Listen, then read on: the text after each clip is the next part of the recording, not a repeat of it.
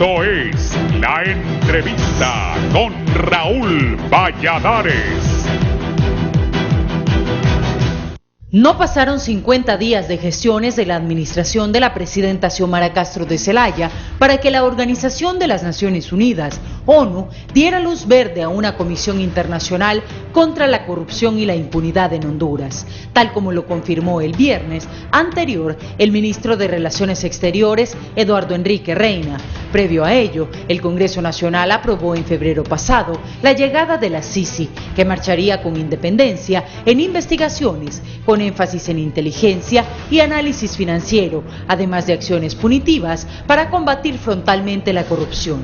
El propósito de la avanzada, que arriba este mes de abril, es conocer criterios de gobierno de pautas para establecerse, tipo de expertos que la conformarían, fijar una ruta con apoyo de instituciones y otros órganos internacionales. Al logro lo precede un escenario legislativo favorable con la derogación de un conjunto de normas como la Ley de Secretos, la reforma a la Ley del Tribunal Superior de Cuentas y enmiendas a la Ley del Ministerio Público, que constituían el blindaje de corrupción e impunidad de la pasada administración. La corrupción afecta al país en todas las formas políticas, sociales y económicas, afecta al Estado de Derecho y al desarrollo, y hay que avanzar en esta esperanza del pueblo hondureño, subrayó el diplomático. Hemos recibido la respuesta del secretario general de la ONU, Antonio Guterres, en cuanto al enlace que sea nuestra contraparte en avanzar en este proceso de apoyo para buscar la conformación de la Sisi, designando al subsecretario general para Europa, Asia Central y América en asuntos políticos, Miroslav Jenka, como la contraparte de la instalación de la Sisi, abundó. La comisión tendrá el respaldo de la voluntad política de Xiomara Castro. Ella tiene una expresa voluntad política de luchar contra la corrupción, concluyó. Mateo Gibrín, presidente del Consejo Hondureño de la Empresa Privada, mostró satisfacción, pero advirtió que ojalá que la Sisi no sea politizada, que no exista justicia selectiva, que sea pareja con todos aquellos que cometen o han cometido actos de corrupción, dijo el líder gremial del empresariado hondureño. Eduardo Facusé y Daniel Fortín, presidentes de la Cámara de Comercio e Industrias de Cortés y de la Cámara de Comercio e Industrias de Tegucigalpa, respectivamente, respaldaron la llegada de la Sisi al país. Un informe del Consejo Nacional Anticorrupción, publicado en marzo, destaca que desde 2014 una cantidad superior a los 9.000 millones de lempiras han sido drenados en acciones ilegales e ilegítimas en entidades del Estado, por lo que han presentado 134 casos, de los cuales 22 están judicializados y 112 permanecen en la impunidad. En junio pasado, el enviado especial de Estados Unidos para el Triángulo Norte de Centroamérica, Ricardo Zúñiga, aseguró que la corrupción le arrebató a Honduras $3.000 millones durante la pandemia.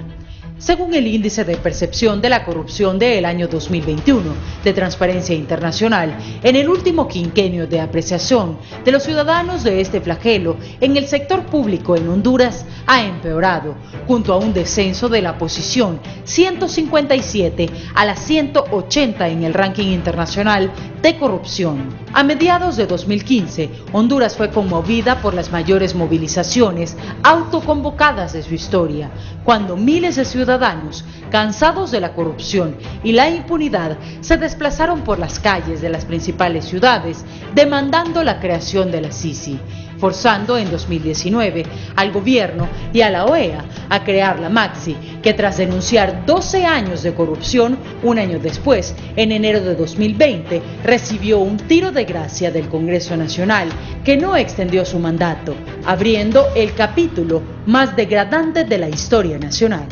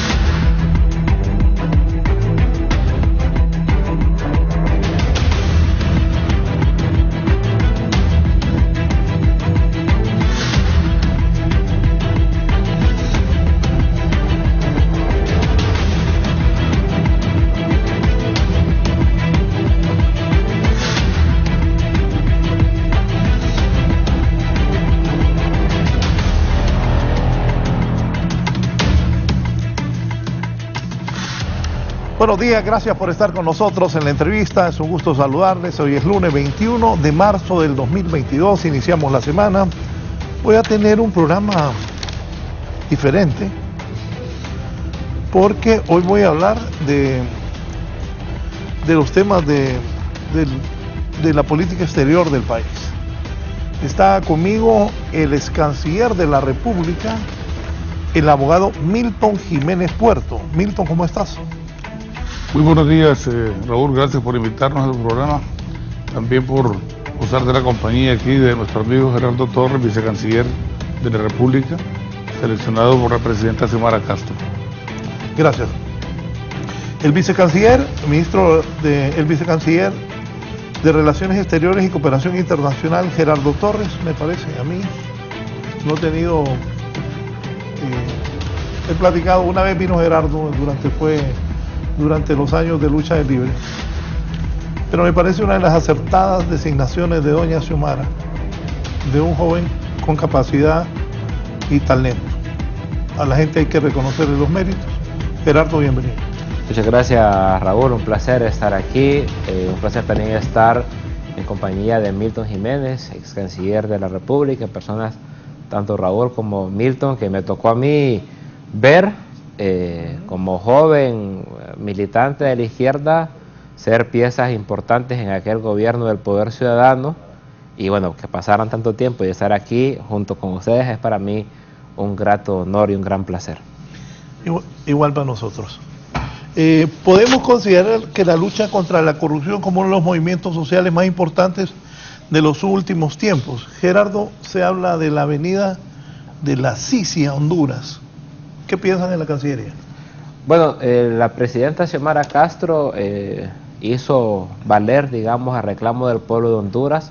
Hay que decir que la necesidad de una Sisi en el país no nace en la campaña de 2020, es algo que viene de mucho antes, desde el 2015, en el que Honduras y Guatemala estábamos en la calle exigiendo una lucha frontal contra la corrupción. Honduras miraba en Guatemala el reflejo y el espejo de lo que era la CICIG, y eso pedíamos acá. No se dio la MASI, sin embargo el reclamo se mantuvo y sobre todo incrementó cuando decidieron sacar a la MASI.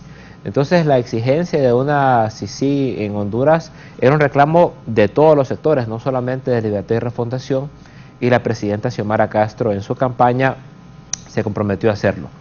Fue de sus primeras acciones, envió una carta de solicitud a Naciones Unidas y afortunadamente y de una manera bastante rápida, la semana pasada ya recibimos respuesta de parte de Naciones Unidas de que se enviará una misión de observación para que esté aquí en el país a finales del mes de abril, que van a hacer una evaluación, van a regresar a Naciones Unidas y esta llegada, Raúl, será el primer paso para esa instalación de la CICIG en Honduras. Milton, ¿qué piensas de eso de la CICIG? Recordemos lo que pasó en Guatemala. Al final, el presidente, al hijo del presidente lo acusaron por $10,000 y al final el presidente Jimmy Morales terminó retirando la CICIG. Milton, ¿qué piensas de esta decisión? Bueno, yo creo que es importante, tanto porque lo manifestó en campaña la presidenta Xiomara Castro, como porque la sociedad hondureña así lo exige, ¿no? Es decir, todos sabemos el problema endémico de corrupción, el mal funcionamiento de los distintos aparatos de administración de justicia.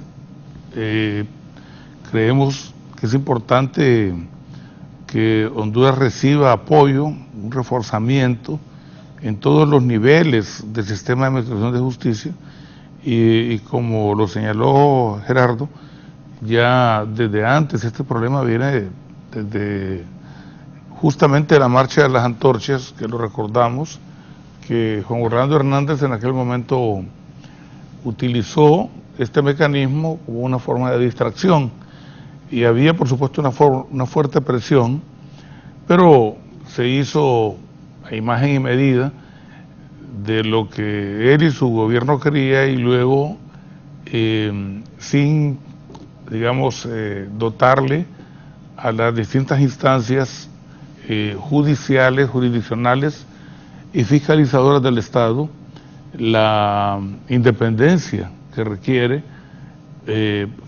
para poder funcionar adecuadamente. La MASI, por supuesto, tendría que venir a reforzar, o la CICIG, en este caso el nombre es irrelevante, vendría a reforzar el aparato ya administrativo y judicial nuestro de lucha contra la criminalidad y particularmente contra la corrupción, que es un flagelo que daña profundamente a nuestro país, países pobres como los nuestros. Y es cierto, la situación que se dio en Guatemala, que no tiene por qué ser igual o tiene que ser idéntica a Honduras. Creo que Honduras tiene una gran oportunidad de recoger las experiencias de la CICIG de Guatemala, como de la MASI en Honduras y de la CICIES en El Salvador, y que bajo criterios propios, de acuerdo con las necesidades de la sociedad hondureña, porque no podemos traslapar o trasladar o yuxtaponer en Honduras situaciones que corresponden a otras realidades, a otras sociedades, por muy similares que sean con la nuestra, pero creo que tenemos la capacidad, creo que Honduras tiene la capacidad, creo que tiene la gente con la formación adecuada, y no es cierto de que las personas que trabajan en el Poder Judicial, que trabajan en el Ministerio Público o en el Tribunal de Cuentas sean corruptos. Ese es un gravísimo enfoque, equivocado enfoque. Por supuesto que hay una tendencia a corromper a los denominados, entre comillas, operadores de justicia, pero el problema es un problema de contexto, es un problema que no corresponde exclusivamente a la sociedad, a los funcionarios judiciales, sino que es un problema que está implícito en la sociedad hondureña, que no lo combatimos desde sus raíces y va creciendo gradualmente y se convierte en un monstruo que engulle prácticamente todos aquellos recursos que Honduras requiere para poder atender los problemas ingentes de educación, de salud, de exclusión, de falta de inversión, de seguridad, todo lo que ya nosotros sabemos de respeto a los derechos humanos. Y por lo tanto, creo que es muy importante esta decisión. Con relación a Guatemala, sí, en efecto trascendió que lo que ocurrió fue simplemente un tema administrativo en donde el expresidente Jimmy Morales le impidió al que era director de la CICIG, el abogado Iván Velázquez, el ingreso al país.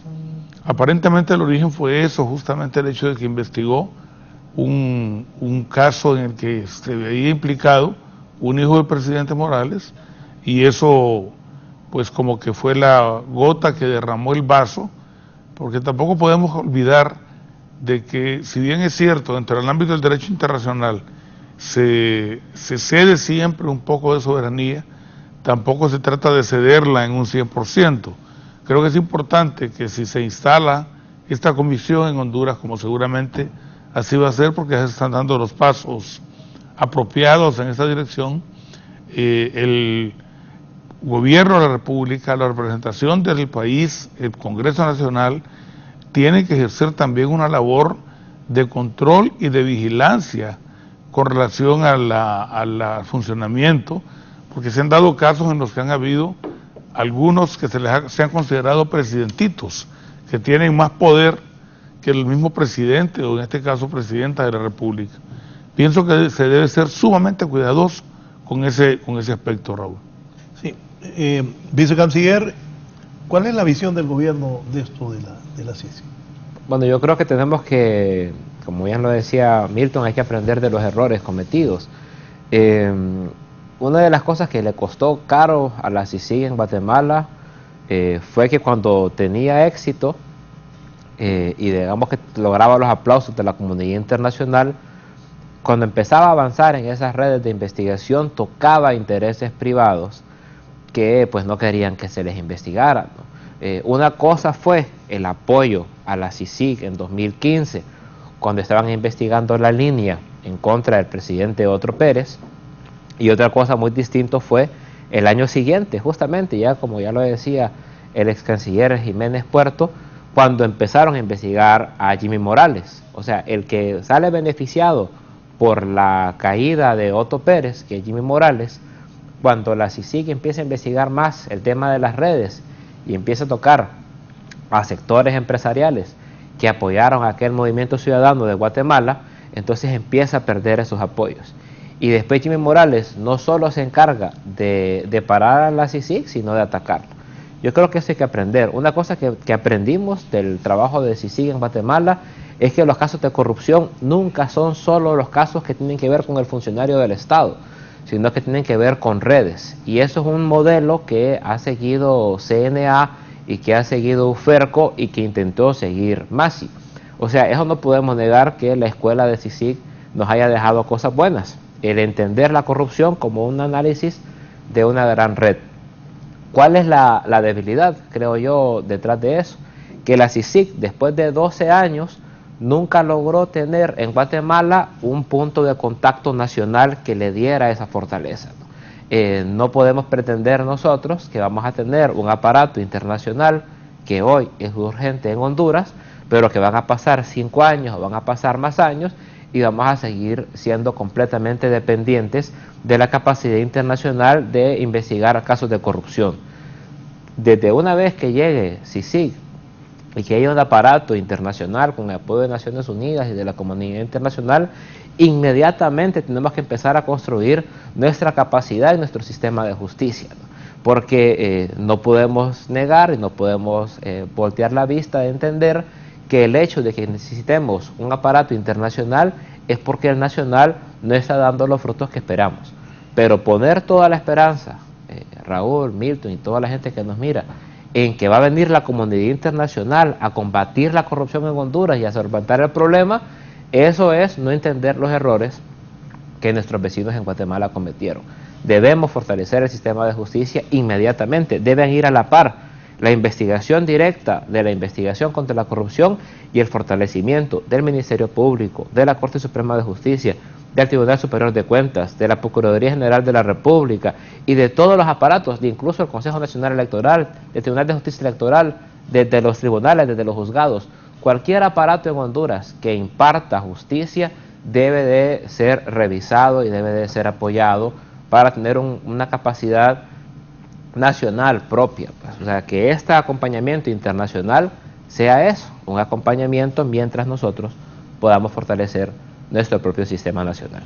Me dice el abogado Martínez: buenos días, Raúl, excelentes invitados, por favor pregúnteles cómo es que la MASI estuvo en Honduras más de 3 años, costó millones de dólares y ahora resulta que el presidente Juan Orlando Hernández es narcotraficante y esta organización nunca dijo nada de esto, acomodados o incapaces. Bueno, yo creo que eso es en gran medida la mejor demostración de los graves problemas que subyacen en la sociedad hondureña y que no se pueden combatir de un día para otro. Por supuesto que esto también implica un montón de complicidades de diversa naturaleza.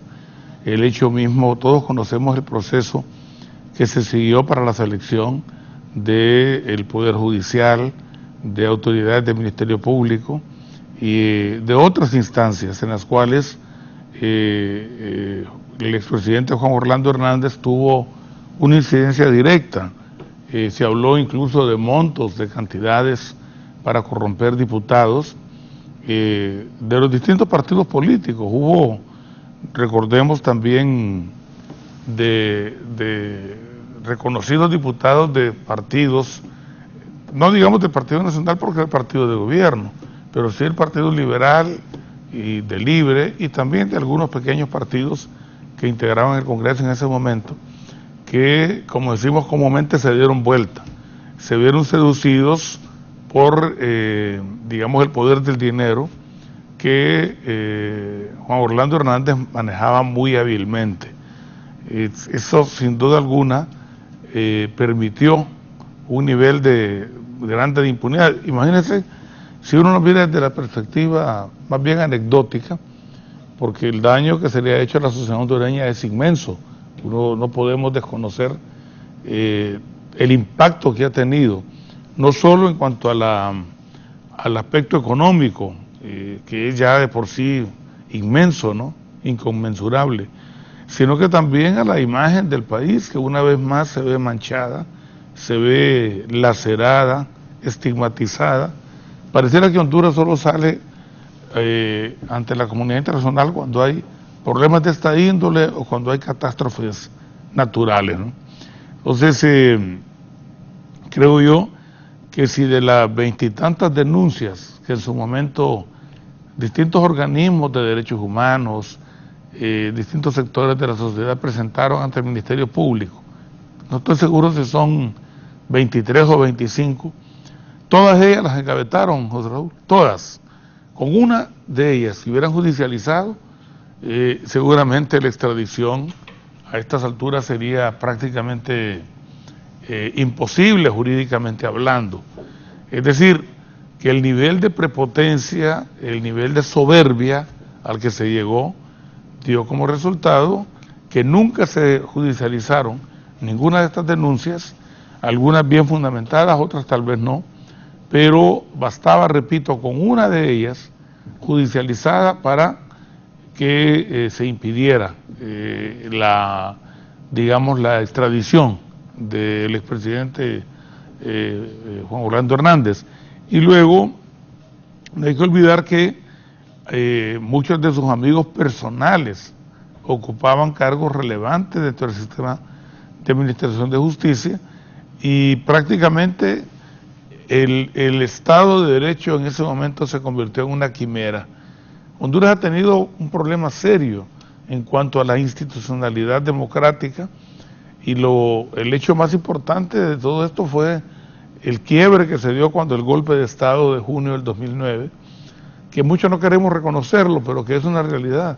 Gran parte de la crisis que vivimos, y yo he tenido la oportunidad de conversar con muchas personas que apoyaron en aquel momento esa ruptura del orden constitucional, y gran parte de la crisis que tenemos actualmente en nuestro país se origina precisamente de ese golpe de Estado.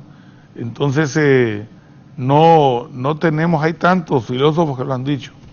Creo que uno de ellos es Santayana, este filósofo gringo español, que decía que el que no conoce su pasado está bajo el riesgo de repetirlo, ¿no?, constantemente.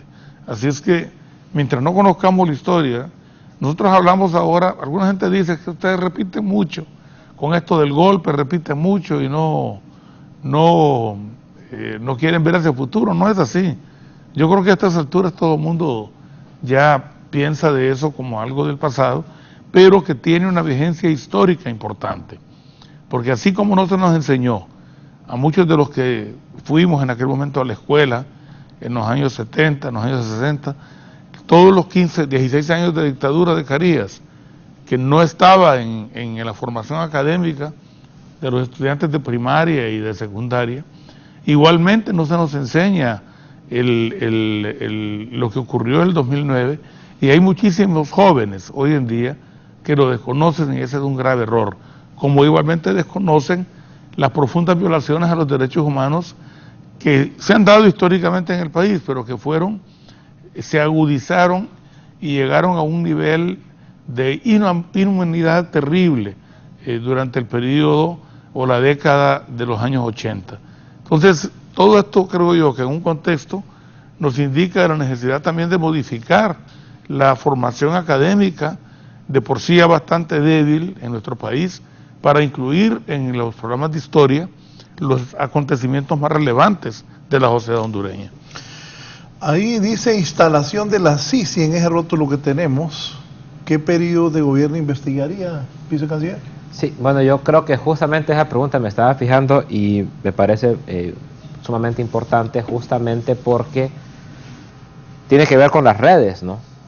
Más allá del periodo de decir vamos a estudiar a este presidente o al otro, las redes de corrupción en Honduras no son cosas que aparecieron ayer, ¿verdad? Y justamente otro de los grandes problemas del sistema de justicia de Honduras es que está altamente politizado, como ya lo decía Milton Jiménez Puerto.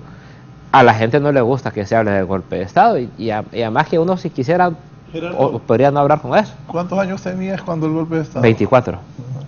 Tenía 24 años, cumplí 25 detenido justamente, porque fue el 11 de agosto del 2009, que fue el día que agarró fuego un bus enfrente del Imprema. Ahí cumplí 25 años.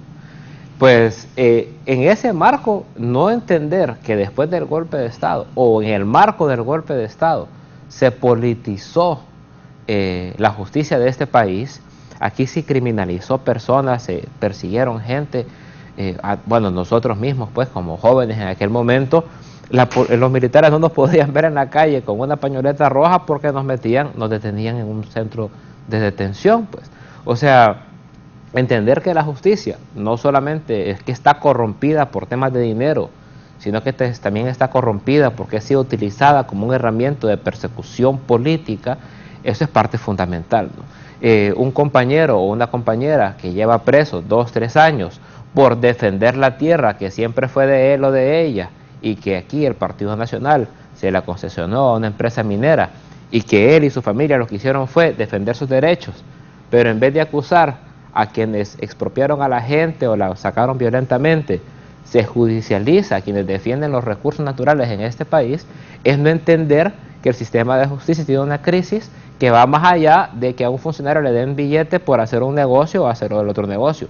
La justicia en Honduras tiene mal su enfoque. Es altamente eficiente para la gente que tiene dinero y es altamente atrasada para la gente que no lo tiene.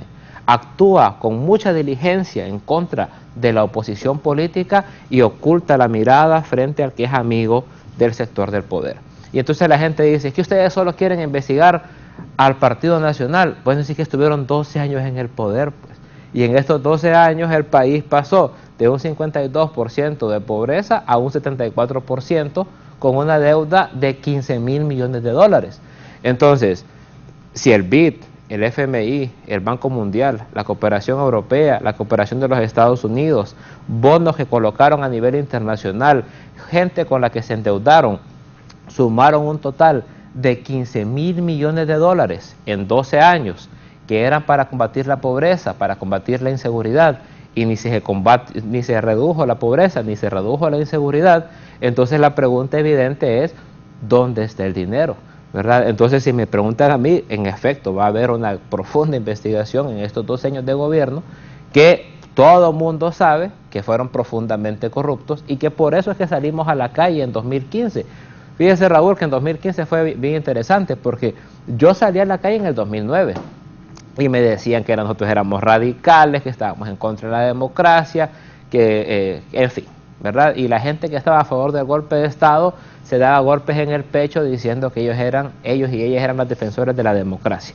Esa gente, un par de años después, cuando vieron los blanquitos, esos blanquitos, unos años después, cuando vieron lo profundamente corrupto que se había convertido los gobiernos que vinieron después del golpe de Estado, salieron con uno.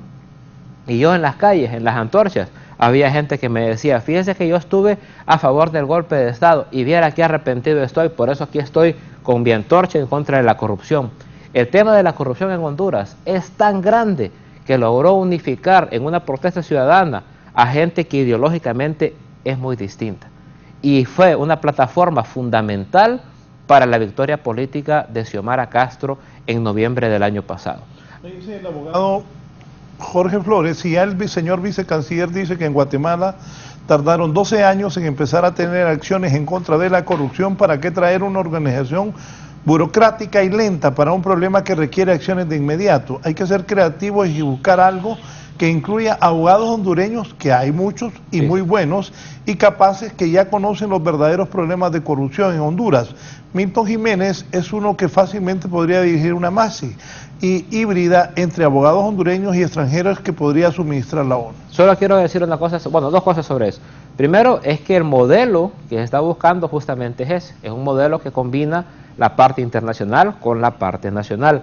Eso se intentó con MASI, por eso es que se crea UFERCO, ¿verdad?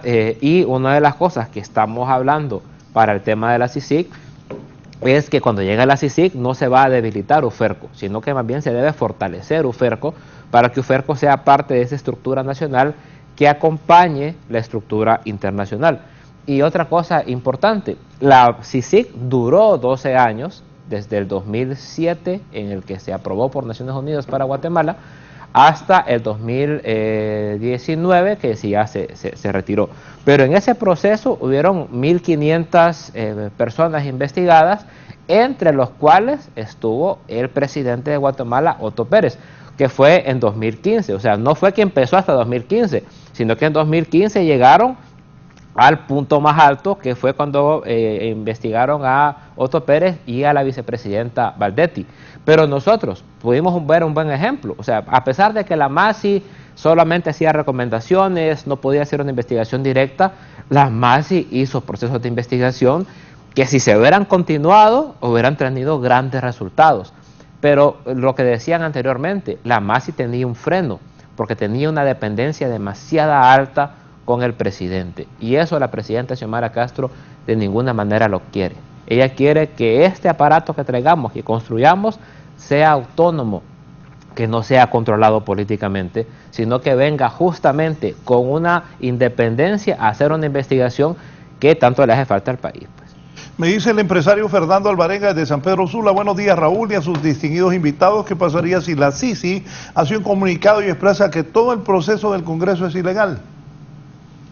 Bueno, vamos a ver, yo creo que la posible CICI, no sé exactamente cuál va a ser el nombre que va a tener, cómo se va a llamar, pero tampoco estaría digamos, autorizado para hacer una observación de esa naturaleza, porque en esto hay... No, yo le voy a ir a lo que yo pienso. Sí. Es en mi opinión. Tienen que estar hondureños. Sí. Tienen que estar hondureños, porque aquí, si no, a la libre no dejen a los extranjeros. Yo soy de la opinión de que en Honduras hay gente capaz. Por ejemplo, yo estoy con dos capaces, ¿no? Él es un muchacho joven capaz. Él es un abogado muy capaz, de mucha experiencia. Aquí en Honduras vemos gente capaces. Y digo habemos porque yo en mi profesión me siento que la sé. Y sé otras cosas que me ha sacado adelante en la vida. En Honduras vemos gente capaz. Está bien que traigan la CICI, lo que quieran, pero que estén hondureños ahí. Porque habemos hondureños capaces. Eso pienso yo. Es más, yo me atrevería, José Raúl, es más, a Primitivo, a Salomón Názara, a eso, que pongan entrenador de las elecciones. Sí. De algunas experiencias que tuve durante... No, Milton es bien capaz. O sea, no porque es amigo mío, pero este es un gran abogado, es bien capaz. El mismo presidente Zelaya lo sabe, muchos empresarios lo saben, y él es un talento, un futuro del país. Es un joven con mucha... Bueno, yo me acuerdo una vez que Carlos capacidades. Eduardo Reina, a mí me gusta ser justo, Carlos Eduardo me mencionó a Gerardo. Yo tenía mis dudas y lo traje. Muy bien, Gerardo. Y me parece que esa designación de ser el vicecanciller fue muy buena. Porque debe haber gente, sí, Gerardo, yo pienso que tú tienes muchas capacidades. Y así debe ser. El gobierno debe tener gente capaz, pensante y honesta.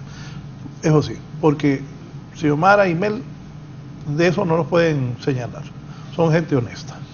No, y además a esto agregaría, recientemente, que con una conversación con el... Solo los viajes le va a quedar a Gerardo. Con el expresidente. Un ejemplo, mira. Con el expresidente Zelaya. Salimos más peluche. Me decía, mira, no le decía el comentario con lo de los jóvenes, me dice, pero yo te escuché a vos en un programa donde Raúl, en el que vos reclamabas justamente esos espacios para la gente joven. Yo creo que si en algo se ha distinguido esta administración es el hecho de que se le está dando la oportunidad a mucha gente joven. Creo que también es tiempo de terminar con estas vacas sagradas que aparecen en todos los gobiernos, que lo son, ellos lo saben todo, son los únicos honestos, son los únicos que tienen la experiencia, etcétera. Creo que Honduras tiene que ir rompiendo gradualmente con ese esquema, ¿no? Pero, vamos a ver, y quería relatar una experiencia. Pero estoy de acuerdo con vos que...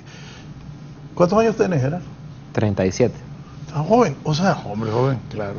A mí, Manuel Villeda Toledo me dio la oportunidad de mi vida, me nombró director de HRN a los 26 años. Y yo aquí, en esta empresa, y en las que he estado dirigiendo, solo he estado en dos, HRN y Canal 11, le doy oportunidad a los jóvenes. Claro.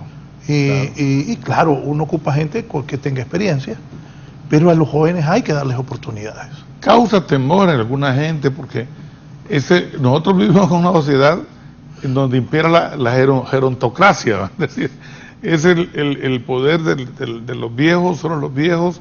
Está bien, o sea, por supuesto que las personas mayores con experiencia acumulada pueden ser muy útiles, pero no tiene por qué excluir a la juventud que ya tiene una gran formación, porque también el otro aspecto es que desconocemos que hay muchos jóvenes bastante formados y que a su corta edad han adquirido también alguna experiencia.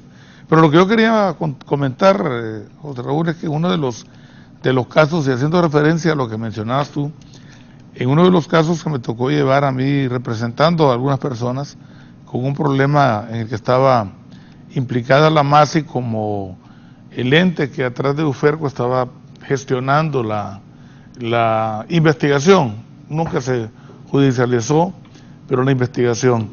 Y a mí me causó estupor de estar en una audiencia en la que los extranjeros prácticamente eran los que estaban dirigiendo. Eso no puede ocurrir, es decir, en menosprecio a los fiscales hondureños. Sin quitarte la idea, sí. Cuando se fueron a meter a la casa de Pepe Lobo, un montón de extranjeros metidos en la casa de un expresidente. Y yo te agregaría algo más, Raúl. Mira, no soy de acuerdo. Muchos de la gente, ahí viene gente muy calificada sin duda alguna, pero los hondureños tenemos esa tendencia a encantarnos. Solo escuchamos un acento extranjero y nos enamoramos de ese acento. Y no solo nos enamoramos, sino que lo utilizamos y andamos hablando como cubanos, como mexicanos, como colombianos, como argentinos, como españoles. Hay un montón de periodistas deportivos. Sí. Yo fui periodista deportivo y soy periodista deportivo orgullosamente. Que yo lo oigo argentino y hablan como argentinos. Sí. Por Dios. Es algo terrible que tal vez es un problema antropológico, no lo sé.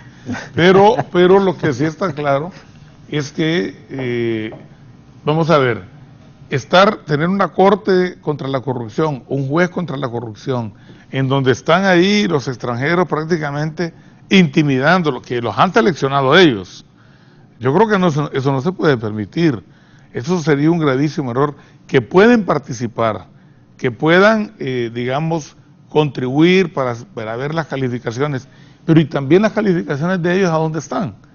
Vienen a Honduras, en sus países, no ganan, hombre, no sé, ¿verdad? No son personas relevantes, no, muchos de ellos, no digo que todos, pero muchos de ellos, y aquí vienen ganando $8,000, $10,000, andan en una Prado blindada, andan con seguridad, viven en apartamentos de lujo, se dan la gran vida, con vinos de lujo, con hasta las muchachas. Solo déjenme agregarle algo por ahí de lo que está diciendo. Fíjense que yo estoy haciendo una... último, hasta las inditas de aquí se ponen loquitos. Consiguen varias inditas aquí.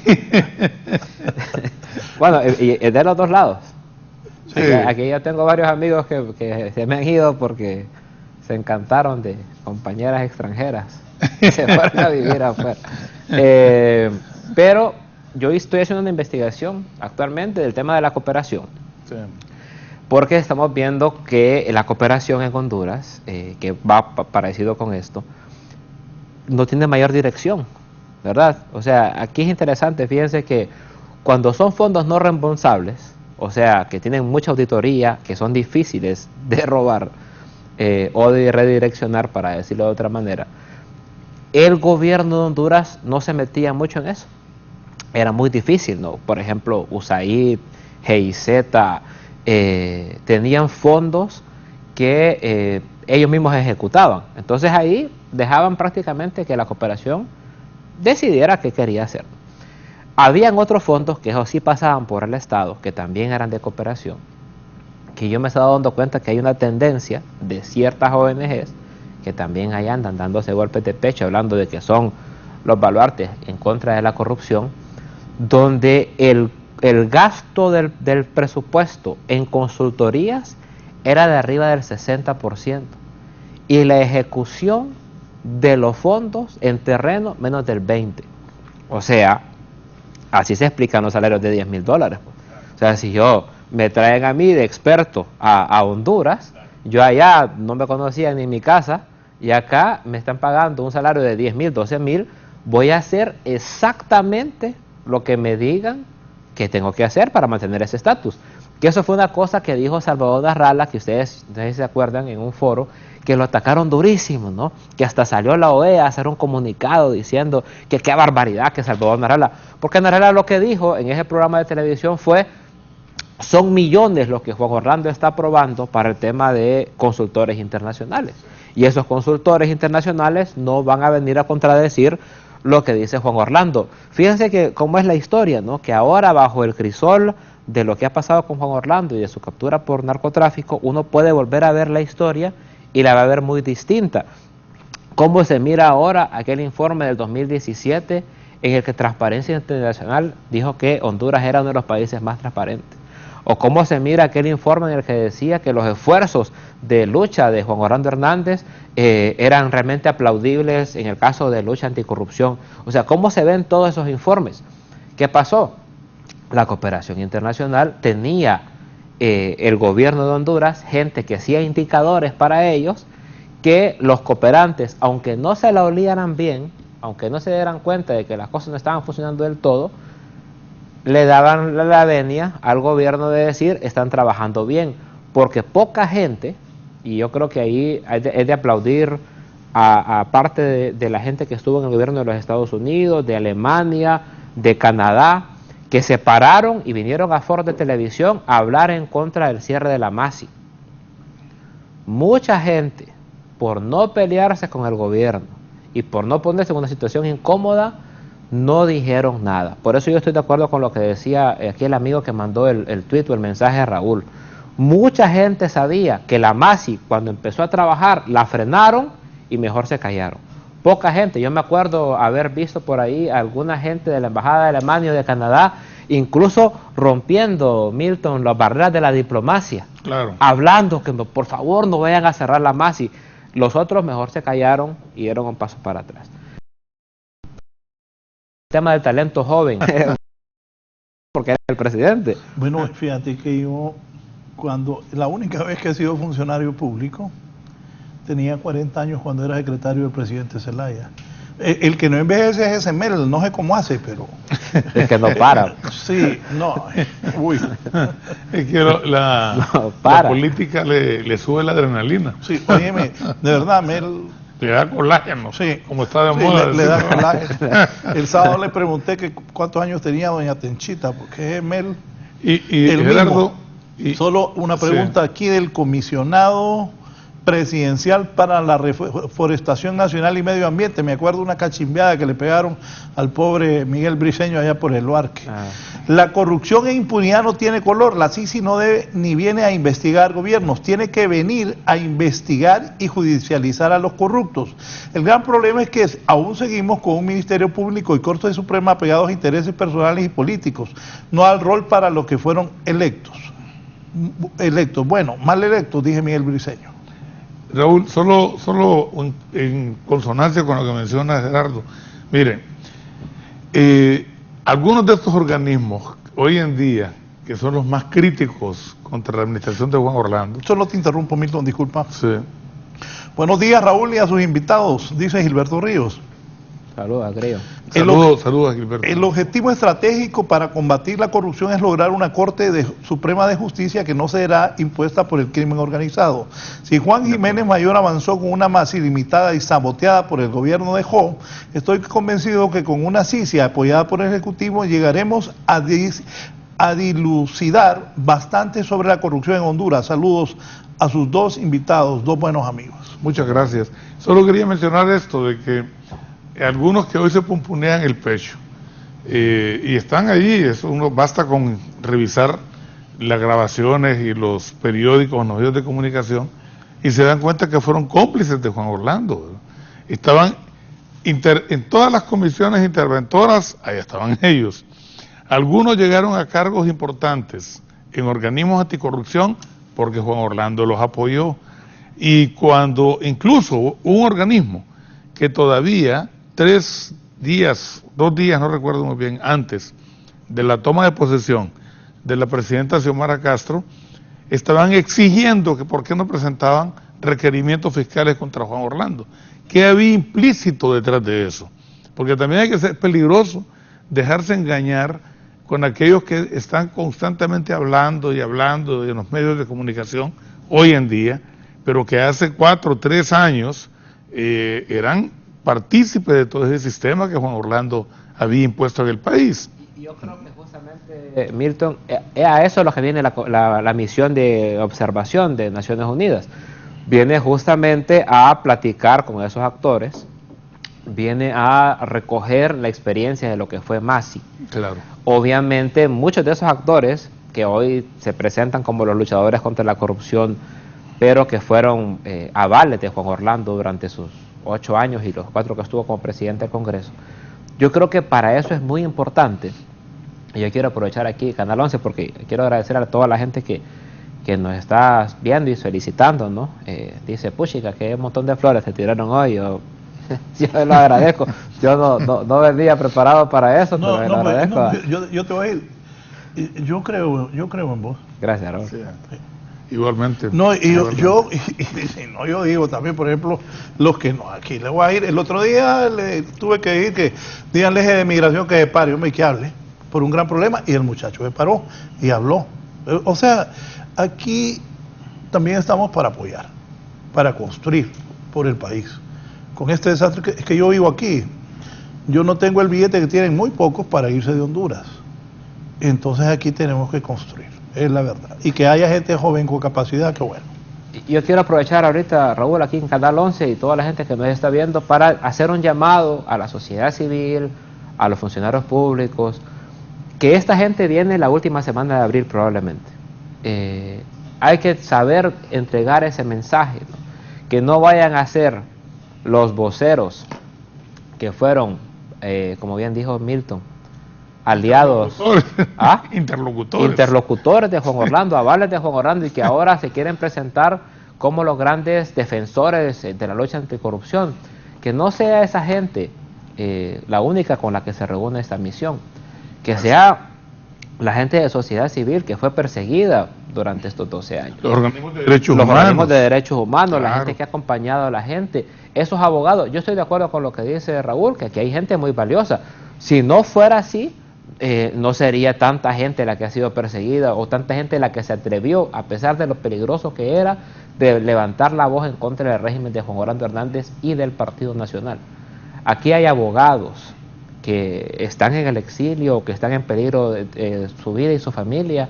Aquí hay periodistas que pusieron en peligro su vida y su familia. Aquí hay ambientalistas. Aquí hay mucha gente que, aunque no se puso el chaleco de lucha anticorrupción, luchó frontalmente en contra de la corrupción y que tiene que ser parte integral de ese nuevo esfuerzo que vamos a hacer. Ya, obviamente, el ambiente en el que vino la Massi era un ambiente profundamente controlado por Juan Orlando. Y la gente de la Massi se reunía con la gente que el gobierno de Juan Orlando le permitía reunirse. Y por ahí algunos que lograron colarse muy hábilmente y afortunadamente se lograron colar. Pero ahora, en esta nueva experiencia, el llamado es a que la sociedad civil asuma un papel de liderazgo sin tener que depender de esos personajes o de esas figuras que venían siendo los abanderados o los interlocutores, y ahora exigir un espacio en esa mesa. Periodistas, abogados, organismos de derechos humanos, sociedad civil, que quieren ser parte de este proceso. Y no me estoy refiriendo a que quieran acompañar al gobierno o ponerse la camisa del gobierno, no. Hacerlo desde la autonomía y de la independencia de la sociedad civil es fundamental para que esta misión internacional tenga sociedad civil, tenga gobierno, tenga profesionales hondureños y hondureñas, tenga comunidad internacional. Esos 4 elementos son fundamentales para que este nuevo esfuerzo que encabeza Xiomara Castro sea exitoso. Porque si no, se va a instrumentalizar, se va a corromper, va a ser ineficaz, y entonces va a ser otra decepción más para el pueblo de Honduras. Voy a hacer una pausa. Antes me dice el abogado Chactur. Buenos días, licenciado Raúl. Saludos a sus ilustres invitados. Excelente lo de la CICI, pero eso solo combatirá los actos de corrupción ya realizados. Pero ¿qué plan tenemos para fomentar valores con transparencia y honestidad desde nuestra niñez en el hogar y en la escuela? Ese es el gran trabajo que hay que hacer. El abogado Carlos Chactur. Una pausa y continuamos. Saludos.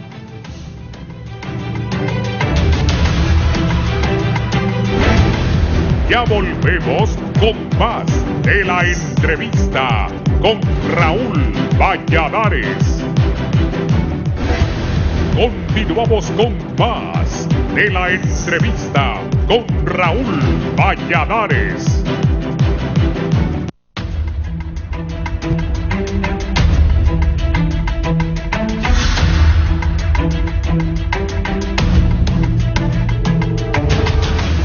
Bien, continuamos.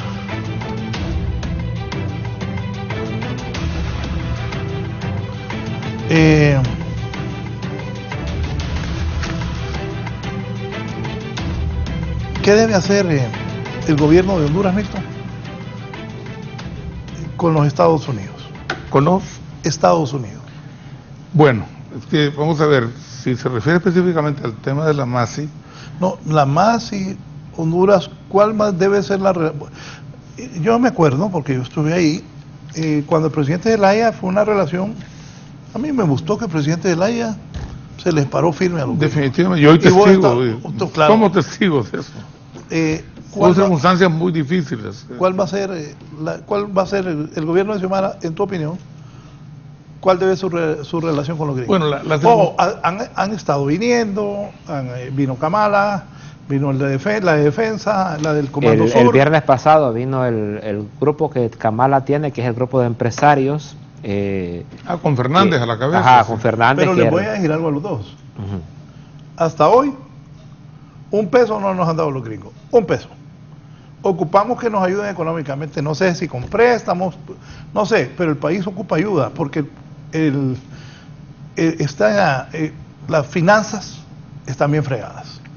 Pero hasta hoy, los gringos, $1 no han dado. Es que para hablar de los gringos también es complicado, porque si decimos USAID no nos ha dado. Nunca dan nada. Pero Banco Mundial nos aprobó 450 millones, que no se mueve si no es con el aval de... O sea, no directamente ellos, pues, pero ellos son como el gran aval que hace que otras cosas se empiecen a... Y por el control que tienen en muchos organismos financieros internacionales, es cierto lo que dice Gerardo. Y me gusta que esté muy al tanto de eso. Sí, les aclaro, en privado les voy a decir quién me dijo eso, la fuente. Bueno, vamos a ver, ya imagino. La fuente, ¿quién es la fuente? No, es que, es decir, la relación, las circunstancias son otras.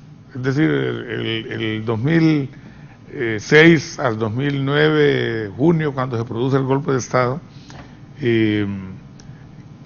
las circunstancias eran diferentes. Se entró dentro de un esquema de gobierno bipartidistas al poder de la administración pública con el triunfo del presidente Zelaya, y los conflictos eran liberal nacionalista y en muchas ocasiones más bien interno, como ocurrió con el Partido Liberal, cuando se produjo también la contribución del Partido Nacional para que agudizar esas diferencias que habían. La situación es distinta. Hoy no teníamos los flujos migratorios que tenemos en este momento, que se han convertido en un problema fundamental para la sociedad hondureña y también para los Estados Unidos de América.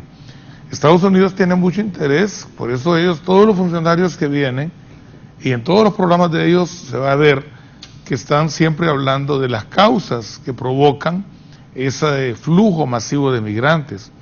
Entonces, el tema de la lucha contra la corrupción está íntimamente ligado, porque el enfoque de la administración Biden en ese sentido es diferente del enfoque del gobierno anterior en Estados Unidos.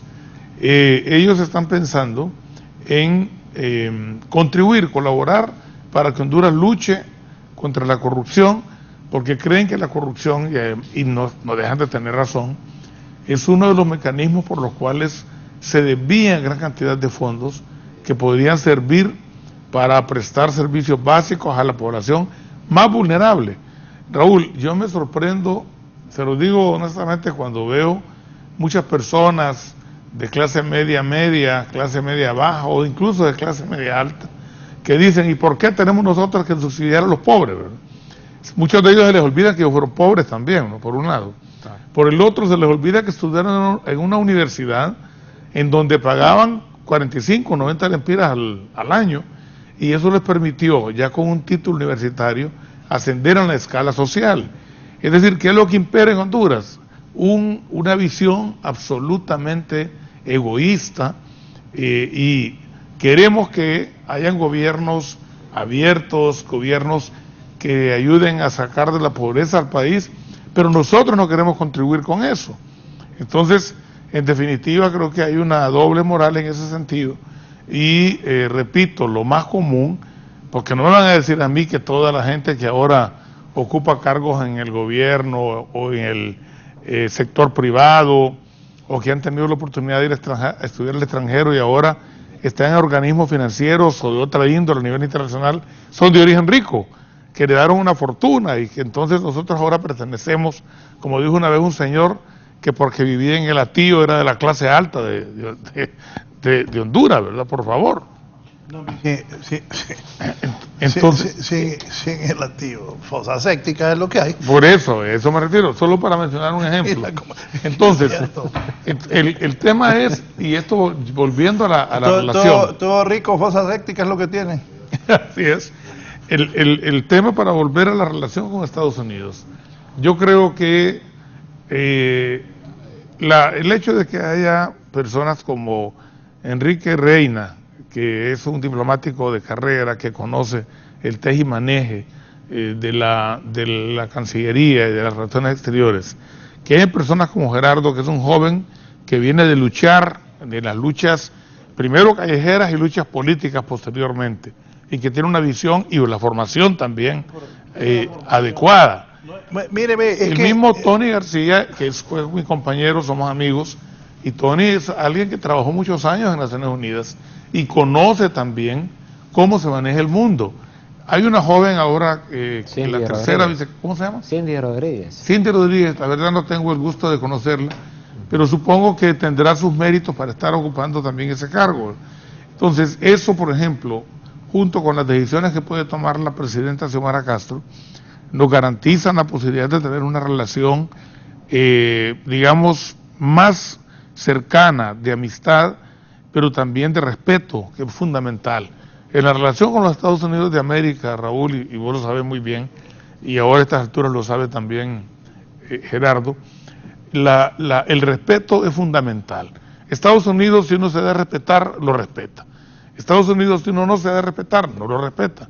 Eso es así, y eso siempre ha ocurrido a nivel mundial con las potencias y con los imperios y todo lo que ha habido, ¿no? Entonces, estoy de acuerdo, tiene que canalizarse ya gradualmente la ayuda que se requiere para programas específicos, y yo soy de la opinión de que esa canalización o esos fondos tienen que ser directos, no tienen que seguirse manejando en grupo, que es que le vamos a dar a México 5.000 millones de dólares, 4.000 millones, para que México lo reparta en el Triángulo Norte. No, ojo, yo he estado hablando con dos personajes importantes que saben de eso. López Obrador es un gran vivo, se ha montado en El Salvador, en Honduras y en Guatemala, y va a acapar una gran parte para México. Claro. Es la realidad. Sí, porque tienen en el sur de México una situación idéntica a la que vivimos nosotros en estos países. Esa es una realidad inobjetable, sin ánimo de entrar en conflictos de ninguna índole en la relación con López Obrador y con el gobierno, con su gobierno, digo, Honduras como tal, ¿verdad? Ese es un punto fundamental que no podemos olvidar. Mire, Milton, pero esa es la verdad, y tú lo puedes decir porque tú no eres funcionario, el vicecanciller debe ser más prudente en eso. Pero esto lo he hablado con expresidentes del país, hemos abordado este tema de la posición de ANLO, que no es buena para Honduras. Bueno, aún ahora no se mira el flujo de apoyo que México se supone iba a darle a Honduras tampoco, ¿no? Y yo creo que es algo que tenemos que revisarlo con detenimiento. Es decir, la relación con México, mismo Rodolfo Pastor viene de ser alto funcionario del gobierno mexicano. Creo que eso es un buen canal de comunicación y no nos vamos a limitar exclusivamente a México. Sin embargo, creo que hay otro elemento que no podemos desconocer. Estados Unidos va a elecciones de término medio y el tema migratorio es un tema fundamental. Hay ya congresistas y senadores de los estados fronterizos con México que han hecho causa común con los republicanos. Estados Unidos, el partido de gobierno necesita por lo menos no perder el Congreso. En este momento, no, solo concluyo con eso, en este momento corren el riesgo de perder no solo el Congreso, sino que también el Senado. Perdón, no solo el Senado, sino que también el Congreso. Yo sobre eso, quisiera empezar con eso último que decía Milton Jiménez, es que, y eso es un tema que tiene que ver con Sisi, ¿verdad? Porque Jimmy Morales, que como ya dije, fue beneficiario de lo que pasó en contra del presidente Otto Pérez para llegar a ser presidente de Guatemala, cuando empiezan a investigar a su hijo y a su hermano, empieza una campaña en contra de Sisi. Y Jimmy Morales pagó muchas de las firmas de lobby que pagan gente del Partido Nacional. Y lastimosamente no puedo decir que pagaban, porque hay algunos que lo siguen pagando, que son empresas de incidencia en los Estados Unidos, que andan repartiendo mentiras para sostener algunos objetivos políticos. Y ganan mucha plata y cobran mucha plata. ¿Cómo se les paga? Eso ya es otra cosa que habría que profundizar en otro momento. Pero estas empresas de lobby que contrató Jimmy Morales empezaron a generar toda una serie de ruidos que hoy se relacionan con Sisi. Como Jimmy quería que Trump lo apoyara en cerrar Sisi, empezó a decir todo tipo de cosas. Como por ejemplo, hay cosas que yo he escuchado con el tema de Sisi que decían que era un proyecto de los rusos, que era un proyecto de unas ONGs que eran profundas y oscuras, que además eran Illuminati, eran, bueno, una serie de cosas que parecen absurdas, pero que pegaron en un sector muy conservador en los Estados Unidos. Entonces, cuando uno habla de que Honduras quiere hacer la Sisi, no se ve solamente el espectro hondureño, sino que se despiertan temores del lobby que hizo Jimmy Morales para cancelar el mandato de Sisi. Y frente a eso tenemos que bregar nosotros como gobierno, porque no da tiempo pues de explicar si alguien ya se para con un prejuicio sobre lo que les estoy diciendo. ¿Cuál es el problema de esto? Es que nosotros tenemos una excelente relación con el Partido Demócrata. Solo el viernes y sábado tuvimos reuniones importantes prácticamente con las dos alas más importantes del Partido Demócrata, el sector empresarial y el sector de derechos humanos. Pero lo más probable es que los republicanos tomen el control de la Cámara y del Senado. Entonces, nuestro esfuerzo como país tiene que decir, como dicen los mismos norteamericanos, bipartisan, o sea, tiene que ser bipartidista. Tenemos que construir alianzas, tanto en el Partido Demócrata como en el Partido Republicano.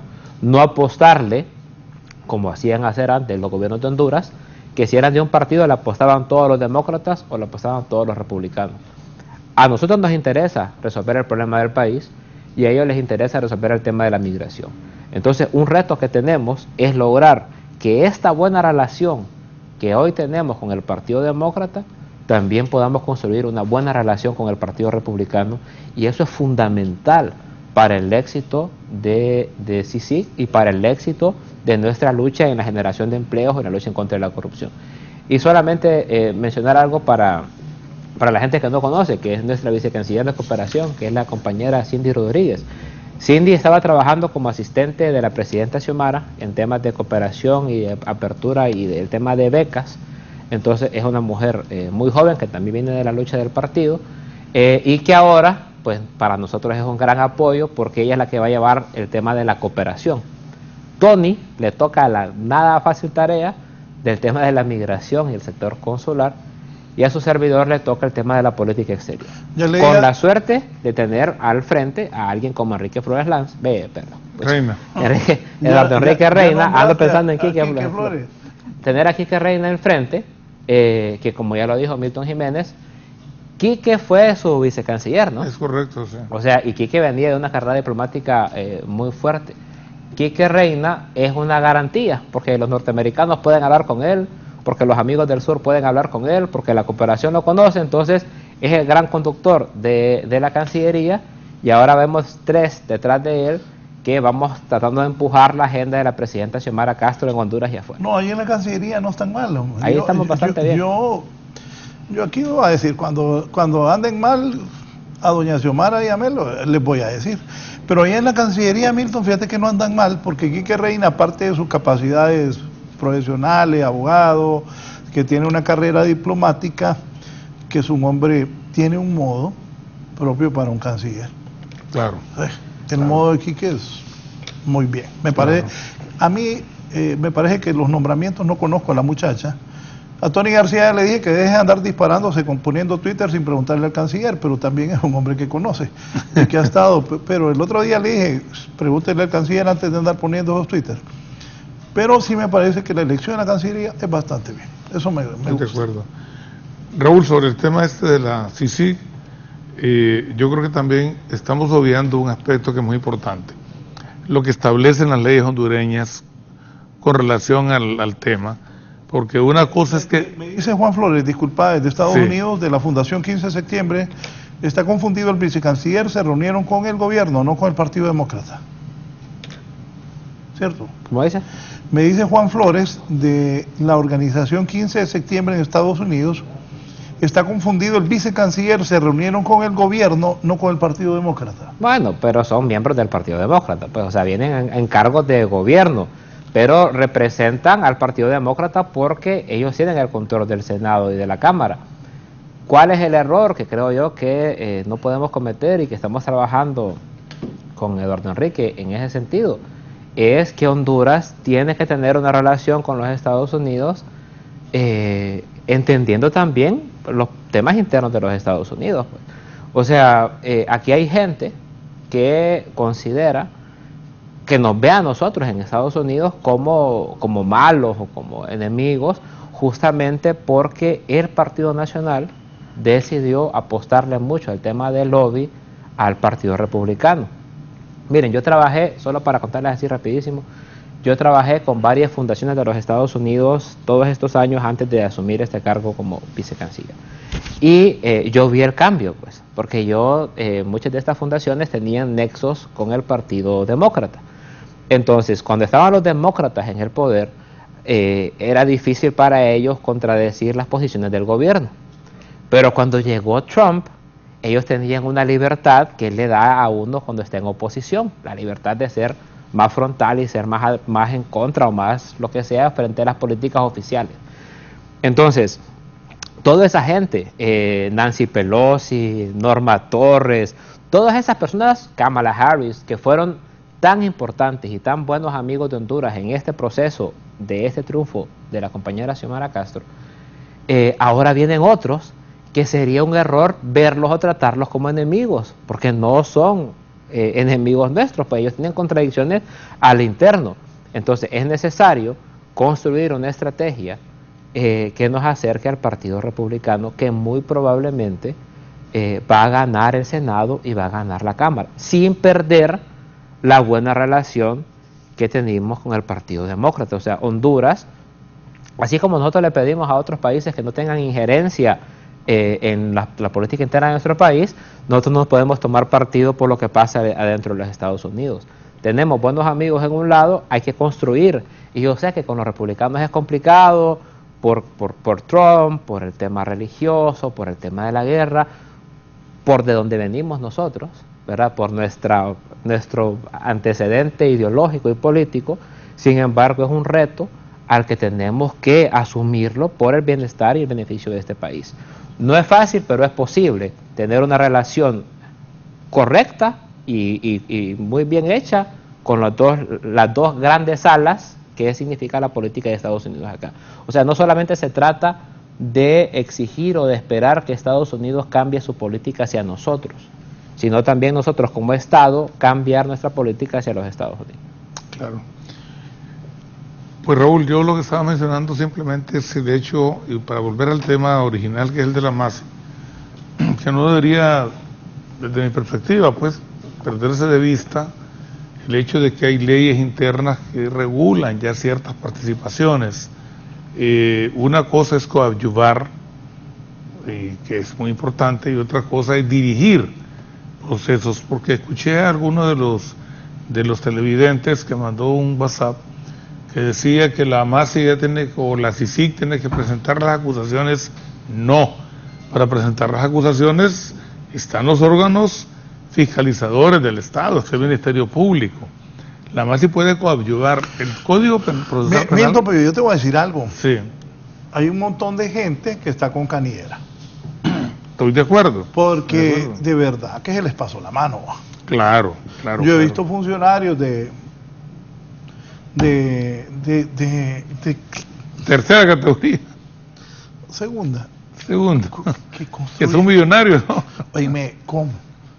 Si un funcionario público... Yo conozco un par ahí Yo- que, sí, hombre. que eran, esos sí eran de segunda, tercera categoría, que salieron con 10, 15 casas, ¿verdad? Que ahora- No, Todos conocemos algunos. Oíme, ¿y de dónde? Si uno es funcionario, a mí me salían 58,000 pesos, hombre. Sí. Ah, no, y está bien que Absurdo. lo investiguen. Y el culpable que lo metan preso. Claro. Porque yo estoy de acuerdo, yo no estoy negando eso. Recordemos, No, yo sé, solo es que me ocurrió meterme y decir. recordemos que viene un proceso de selección de las nuevas autoridades de la Corte Suprema de Justicia y del Ministerio Público.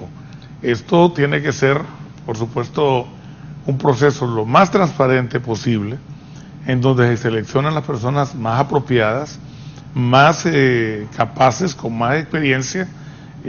Ahí sí se requiere muchísima experiencia, porque no es fácil realmente Sí. conocer todo el funcionamiento de la Administración de Justicia, las leyes internas, las leyes internacionales, tener experiencia en los tribunales, etcétera, ¿no? Es decir, igual va a ocurrir con el Ministerio Público. La expectativa es que los nuevos jueces y los nuevos fiscales sean personas que actúen en consonancia en esa lucha contra la corrupción. Y si la MASI puede coadyuvar, porque la MASI, otro de los aspectos importantes, es que la MASI nunca puede pensarse o concebirse para que quede permanentemente en el país. La MASI puede venir para sentar las bases. Para ustedes dos, ¿cuál es el periodo correcto que debe estar la MASI asentando las bases y después que vayan? Pues yo lo más que he escuchado, o sea, el recurrente que he escuchado son 6 años, eso lo he visto en varios documentos. Lo argumentan porque es algo que dura más, Con esa respuesta de Gerardo se infartaron varios ahorita.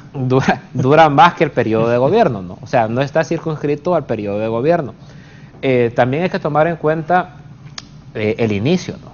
Porque hay- Va a tardar casi un año en instalarse. Exacto, o sea, no es como que firmamos y empieza mañana. Claro. Es muy probable que firmemos y por los trámites, pero desde que se firma empieza a contarse el tiempo.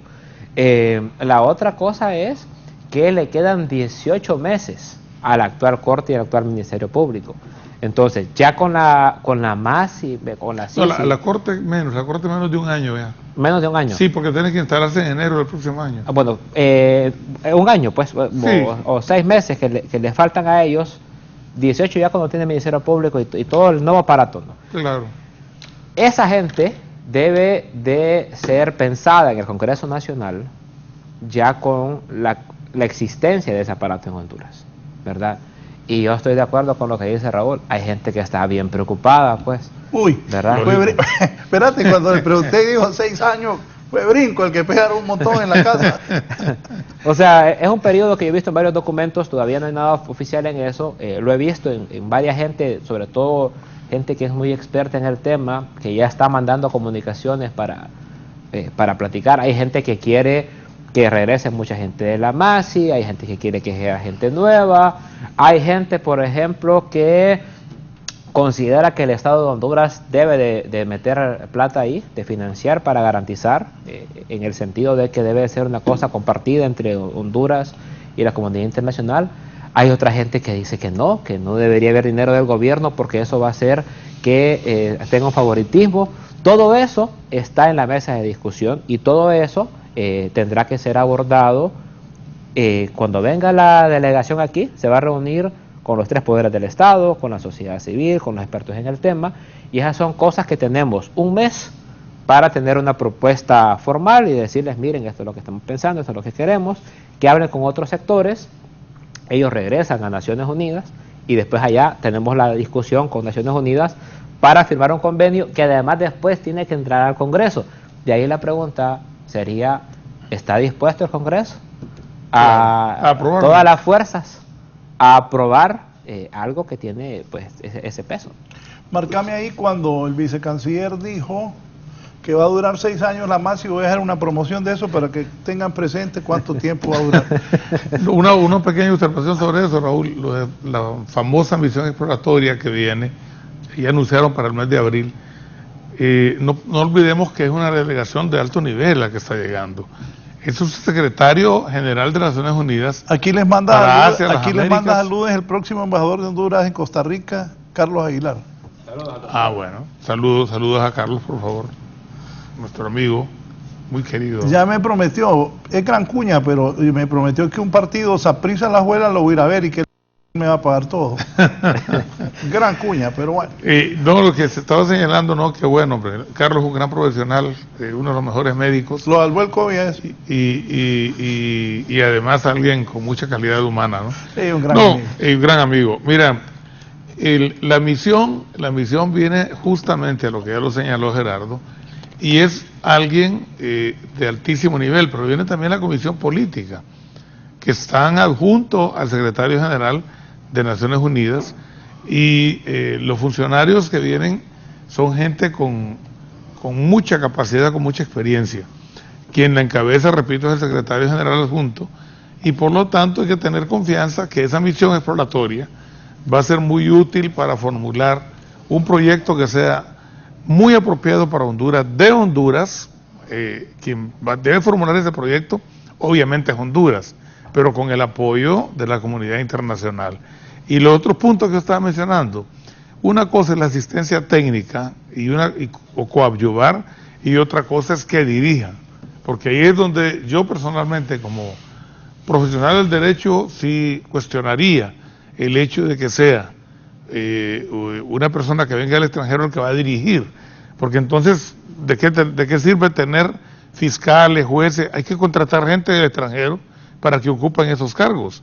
Y hay mucha gente, repito, conozco mucha gente dentro de la Fiscalía, dentro del Poder Judicial, que los han mantenido ahí sojuzgados, pero que tienen todos los méritos y toda la capacidad para hacer una buena labor, que cuando se les suelte un poco, seguro que van a cumplir a cabalidad con su papel.